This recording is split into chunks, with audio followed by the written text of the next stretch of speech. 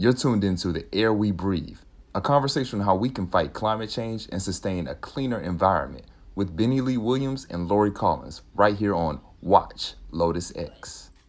Being so involved in clean energy and talking to a lot of people, businesses and governments and cities about what they're doing around climate change and is very encouraging because a lot of times I'll talk to people and they'll think that it's just like a hopeless situation or businesses aren't doing anything. The businesses are pushing against measures to improve the climate. And so much of what I see is how proactive companies are being.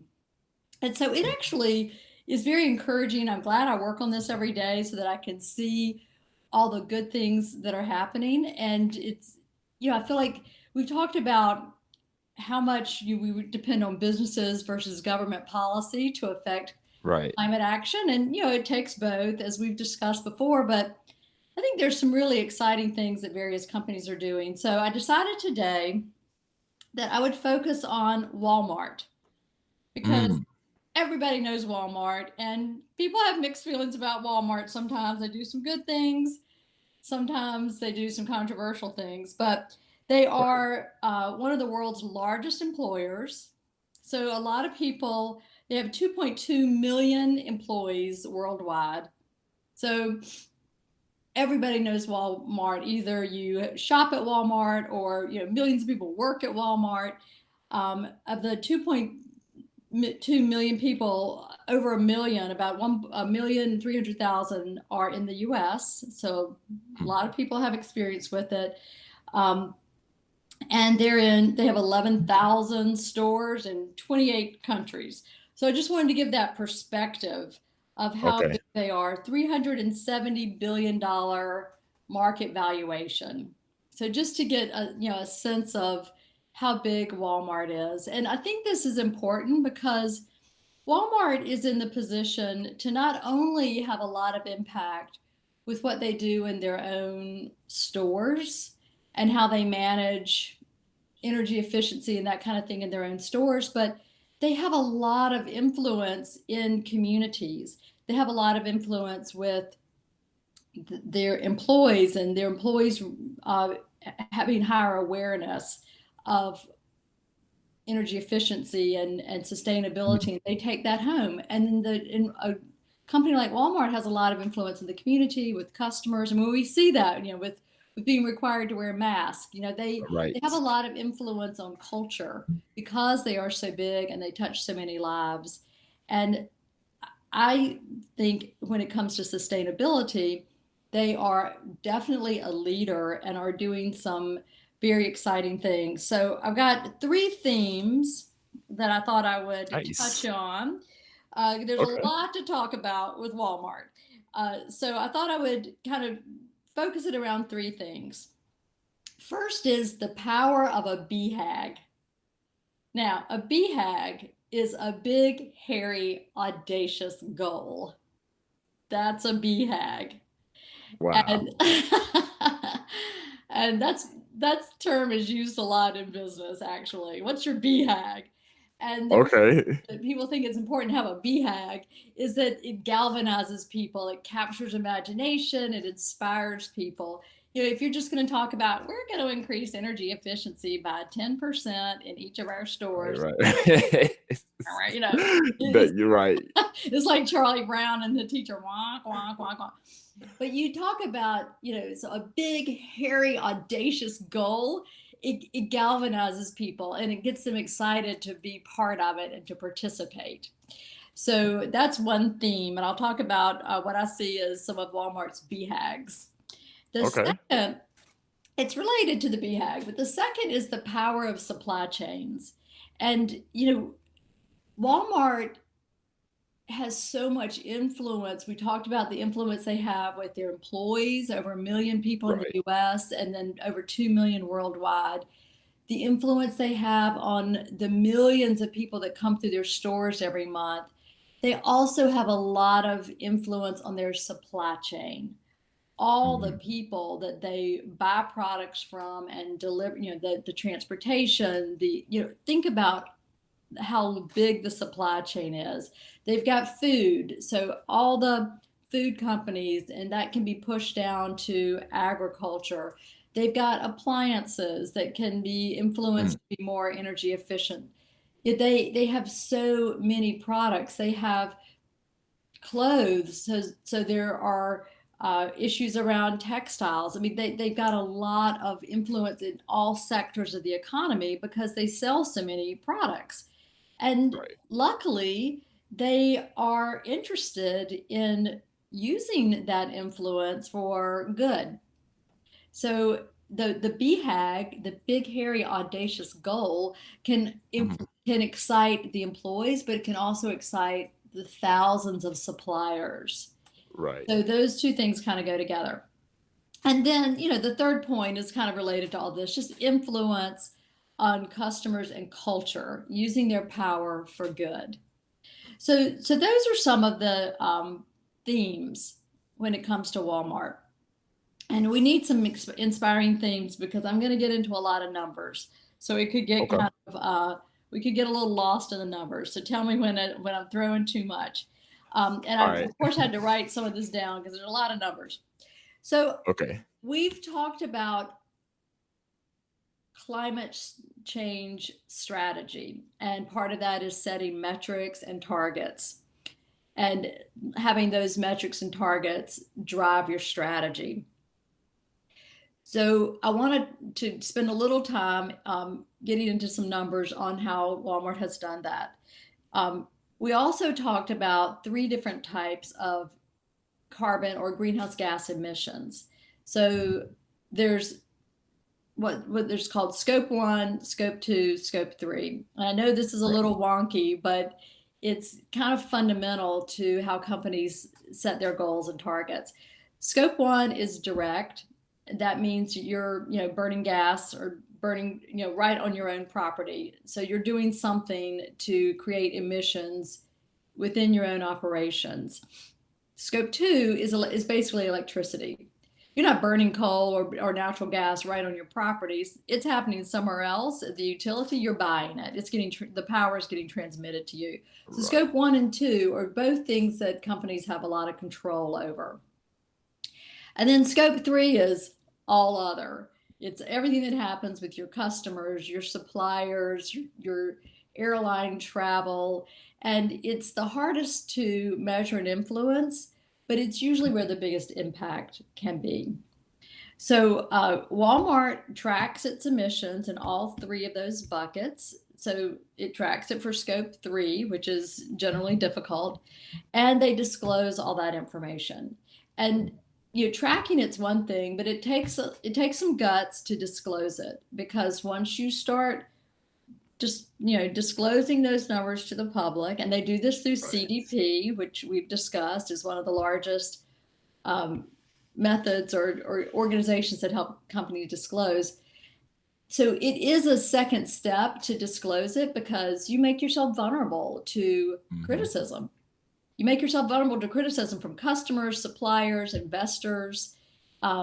It's like, okay, let me make an analogy. If you had decided you want to lose 20 pounds, you can keep Right. that to yourself. You can keep it Right. Right. to Right. yourself. You can keep the goal to yourself. You Right. step on the scales every morning. You just keep that to yourself. And maybe you're Right. making progress, maybe you're not.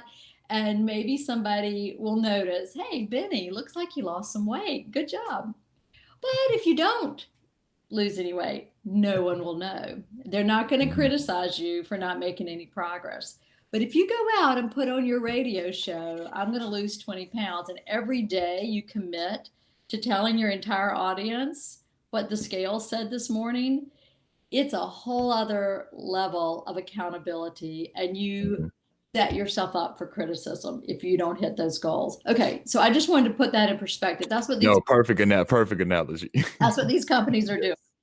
And Yes. then they are taking it the next step by encouraging their suppliers to also disclose their goals Mm. and emissions and all their all their tracking. So when a company like Walmart encourages their suppliers, that means if you don't do it, you might be off our list because Yeah, we're not working with you. we've got thousands of people right behind you that can do what you Exactly. do. So encouraging from Walmart, I'm sure comes with a, a velvet hammer. This one here.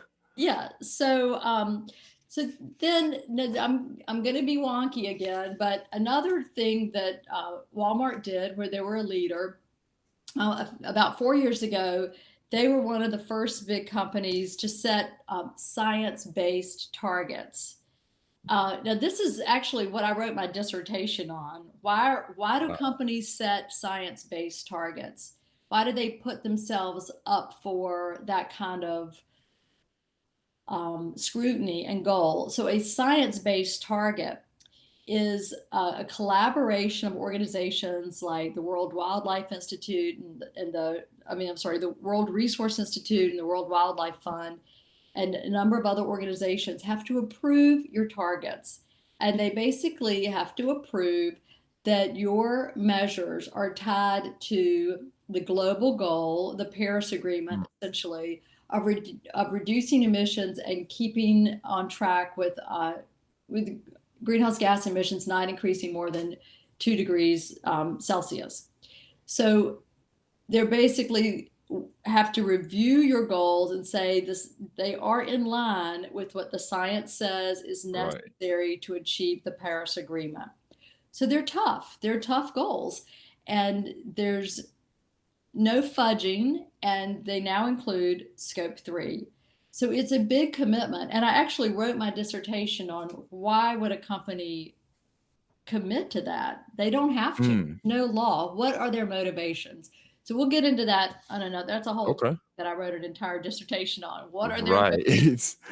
Wow. But it's a big step. There's in 2016 when they made this commitment, it was just getting started. There were very few companies that had done it, and there's probably a couple of hundred now. But it's a big step. It's a big commitment.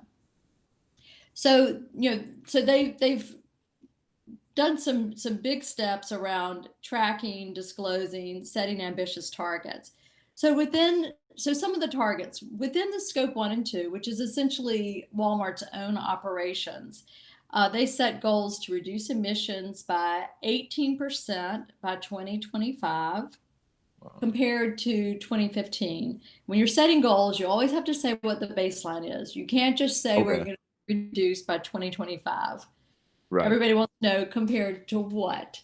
Right. And there's a lot of discussion about which year, because you could pick a year where your emissions were already high for some reason. Maybe you had a big acquisition. Who knows what happened? For some reason, your emissions were high. So it could be considered cheating if you set your goals against a year that was abnormally high. So I don't know what the situation was from Walmart, but I just point out that it's always important to clarify compared to what. Are you comparing to 2005, 2015? Right.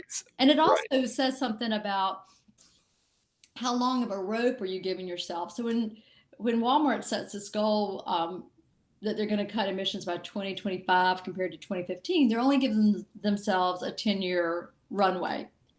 And that's part of the goal. Now, sometimes a company may set a goal for 2050, like we want to have net zero emissions, but they're going to give themselves a 30-year time frame. They'll have some milestones along the way. Right. So that was one goal, to reduce their emissions, and those are things they can control within their own operations. So you think about, okay, well, what are their own operations? There's buildings and there's trucks. Those are the big ones. So within their buildings, they've installed more energy efficient lighting. They've in their stores and in their parking lots. They've upgraded their heating and cooling system to more energy efficient heating and cooling systems, and they've improved their fleet technology. And that means their trucking fleet technology. So, so those are the things within their own operations that they can control. They are transitioning to more renewable energy resources where they can. That could be rooftop solar right on their buildings, or it could be working with utilities to buy energy that's renewable. And then another big one for Walmart is refrigerants. So refrigerants are not carbon emissions, but they're greenhouse gas emissions. And Right. um, I could go off on a tangent about refrigerants, but that's a big one for Walmart, and that's Okay. areas that they are focused on. And then as it pertains to renewable energy, they have set a goal to have 50% renewable energy by 2025 to power, their own facilities. And then they also have more of a BHAG to have 100% renewable energy powering their facilities. That one is more aspirational. That's a big, hairy, audacious goal to get to 100%. They Yes. don't have a target date for that one because they probably feel like, well, that's an aspirational goal. We're not sure how to get there. Because you think about if the Walmarts in Charlotte, let's just take that, bring it down to right here. A Walmart store in Charlotte is probably getting most of their energy through Duke Energy. Well, Duke Right. Energy right now, of all their power, only about 6% is renewable energy. Mm. So how's Walmart going to get to 100% if the Yeah. utilities are at 6%? That's a big gap. And if they're like what you were saying earlier, where's their power source? So I think it's interesting how it's going to take some companies coming together to kind of some influence Walmart. And we were talking about the suppliers, Walmart influencing now other companies to kind of, like Duke, more Right. renewable energy. Right. So that's why they set it out there as a goal so that they can go to a Duke Energy or they can go to the state government or the Public Utilities Commission and say, look, this is our goal. And we don't have a chance of getting there as long as we have to buy all our power from a utility that only has Right. that. And it gives them some negotiating leverage, and it kind of gives them a bully pulpit to say, we can't hit we don't have a chance of hitting this aspirational goal. And it does help. The more companies that have these goals and that they can say to the utilities, to the state government, to their legislators that are helping drive policy, it helps to set those goals. So Mhm. even though they are not exactly sure how they can get there, they are providing leadership in the market to say, this is the direction we want to go. Help us figure out how to get there.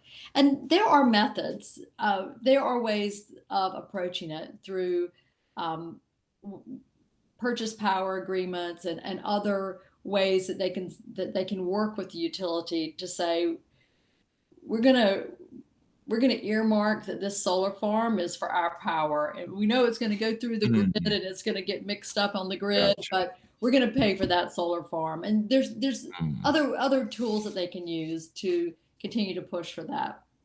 And Right. I don't think I have time today to go through all the ways that can happen. But by setting that kind of aspirational goal, they provide a lot of leadership in the market. So now we're going to talk about scope three, which is all the stuff that they don't have direct control over. And Okay. what Walmart has done, they have set a goal to work with their suppliers to reduce emissions by 1 gigaton. Now, this is also Okay. Now a big, hairy, audacious goal because 1 gigaton just sounds like a lot. And that's I the was gonna say, can you put that in? How can you convert that in? I will. I'm going to do that. So a gigaton, if they reduced a gigaton in the production and use of, all their food and products globally by 2030. So that's not that far from now, 10 years from now. So what is a gigaton? It's the equivalent to taking 211 million passenger vehicles off the road for a year. That's a gigaton. 211 million cars off the road for a year. It's the That is equivalent amazing. of 100 million homes energy use for a year. It is 3 times the state of California's total emissions. in a year, the whole state. Um, or it's 5 million round trips to the moon in a car. That's Like that last one. okay. So it's a BHAG. It's a big hairy. Yes, that is what wow. By Yeah, 2030. by 2030. No, they compared to 2015. So yeah, they didn't start working on this yesterday. Mhm. But that's inspiring. It's a big goal, and a lot of times it's easier to get action behind a big goal. You would think, well, isn't it easier to give people something more manageable that's more realistic, but doesn't inspire people? When Mm, you put a really big goal out there, 1 gigaton of emissions, that inspires people to think differently. It drives innovation. If you put a kind of more reasonable, achievable goal in front of somebody, they'll just tweak things. It feels more like right. tweaking, it feels more like maintenance, it feels like efficiency, not exciting. It's going to make you just do Yeah, slightly different, almost like an inconvenience. You put some huge goal like Walmart has done, people think differently. right. And that's where I see them using their power as a big company as an influencer to get people excited, to get their suppliers thinking, okay, how can I completely redesign the way I'm doing business? Mm. And so that's why Walmart has a lot of influence. Um, a No, I couple was of gonna ask go how ahead. did oh, go ahead. Well, there's a couple of other big goals they have set that fall under scope three. They have Okay. a aspirational goal to have zero waste. That means everything's recycled. Food waste is recycled. Plastics are recycled. Paper's recycled. Zero waste. And again, by saying zero, it makes people think differently. If they said, well, we want to reduce waste by 20%, you do a few things different, but it doesn't reimagine the whole system. And that's what Mm. these big goals. They also have a goal for zero net deforestation. And that has to Okay, and do, did you have a was there a time period for the zero waste? no, there's no target date on Okay, that's more aspirational. And I don't believe there's a time frame on the zero net deforestation. But okay, that's driven by all the paper that flows through uh, the Walmart stores and suppliers. I mean, think about all the boxes. Just right. really, when I think paper, it's more like the boxes and probably tons of paper. And all that is driven by cutting down trees. So that's Mm, another aspirational goal that Walmart has set. And they are setting that for themselves as well as all their suppliers. So it pushes the suppliers. Think about the thousands of companies and small businesses that work with Walmart. So when they are setting these goals, there's a huge ripple effect to get other smaller companies to think differently. And then I'm sure they share best practices within that. yes. Yeah. So one paper company figures out a new system and they share it with all the others. Or Walmart, Right. hey, can we share this with our other suppliers? So it has a lot of impact.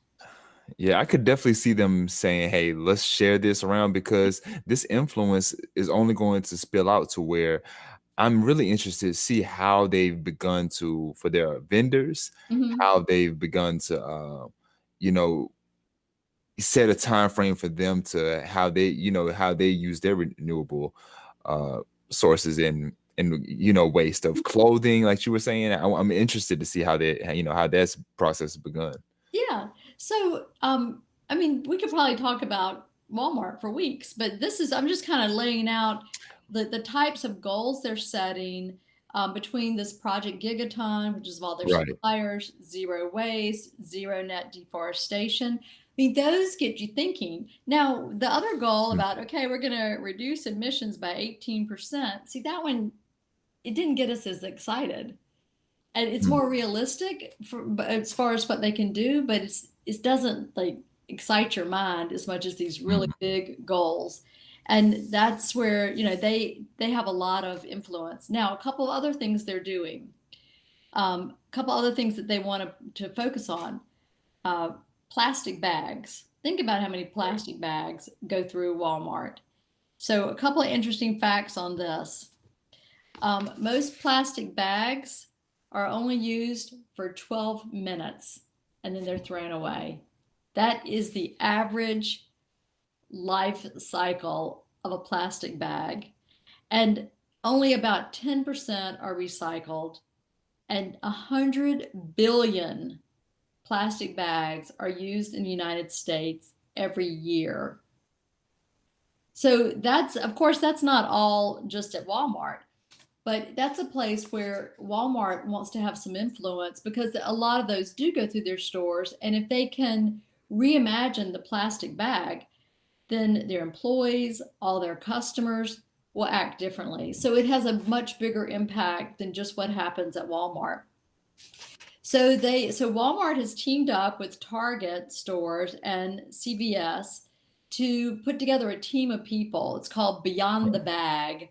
And they're helping fund, I believe, let's see, they've given $15 million collectively for a 3-year program.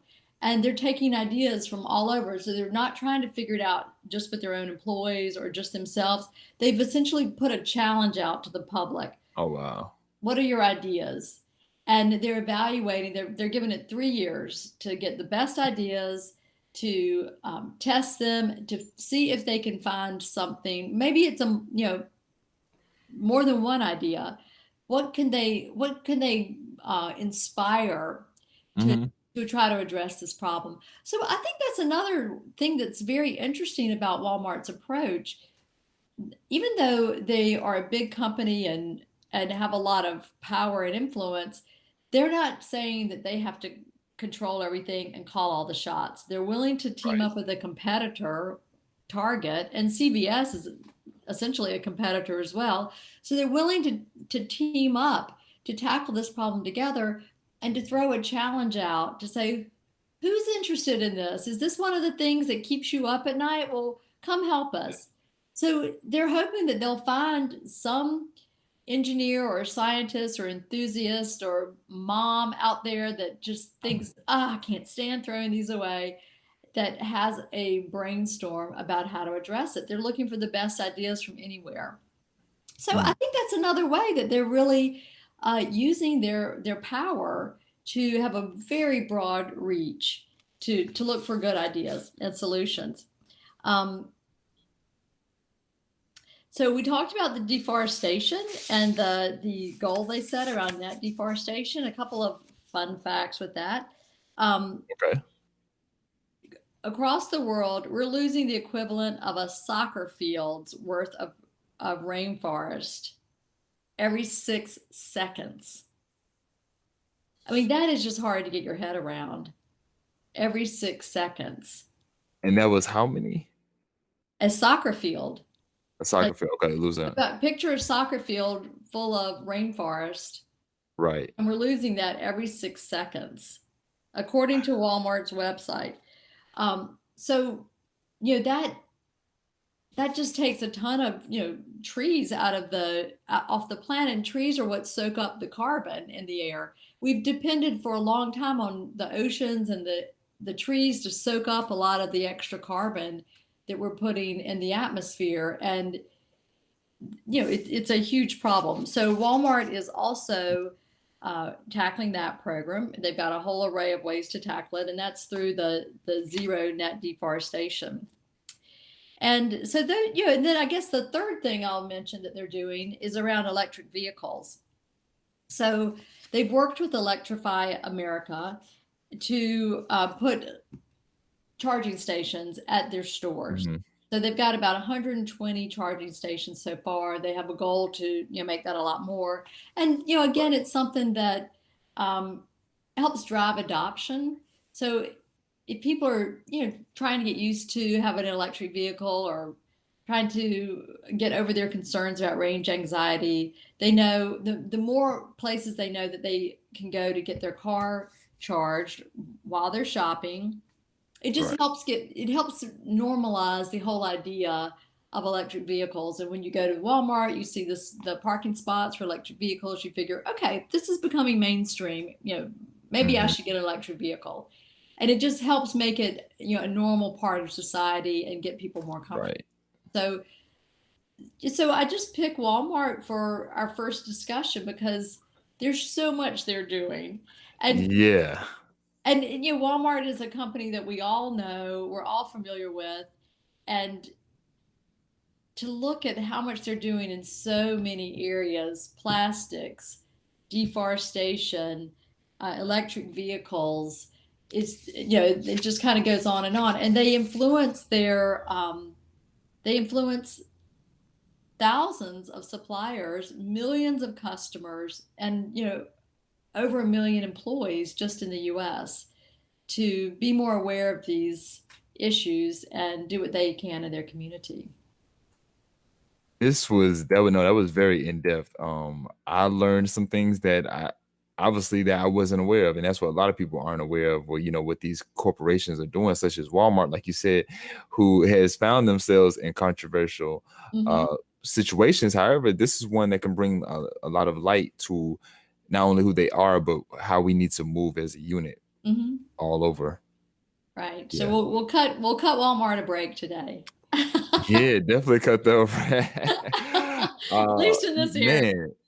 Yeah, because these are some things I'm writing down the notes, and when you talk about uh the goals that they have, I like that because these are some big audacious goals, but they're ones you have to throw out there so we can get everyone thinking, like you Hmm. were saying. Yeah. So the Yeah. BHAG is what inspires people to think outside the Yes. box. Yes. I like